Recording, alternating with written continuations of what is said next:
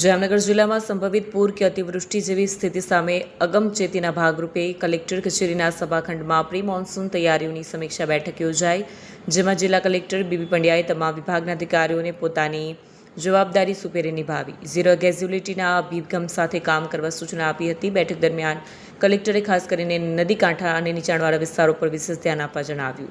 તેમણે વહેણ પરના ઝાડી ઝાંખરા દૂર કરવા, દબાણમાં જતા કોઝવે આઈડેન્ટિફાઈ કરી ત્યાં સાઇનેજ બોર્ડ લગાવવા અને અસરગ્રસ્ત ગામોના સરપંચ, તલાટી તેમજ સ્થાનિક તરવૈયાઓના નામ અને મોબાઈલ નંબર સાથેની યાદી અદ્યતન રાખવા આદેશ આપ્યા.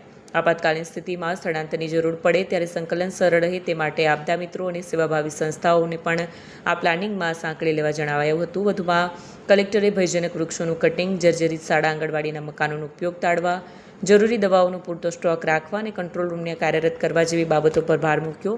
પૂરની સ્થિતિમાં બોટ અને રેસ્ક્યુ સાધનોની ઉપલબ્ધતા ચકાસી લેવા પણ તેમને દિશા નિર્દેશ આપ્યા હતા.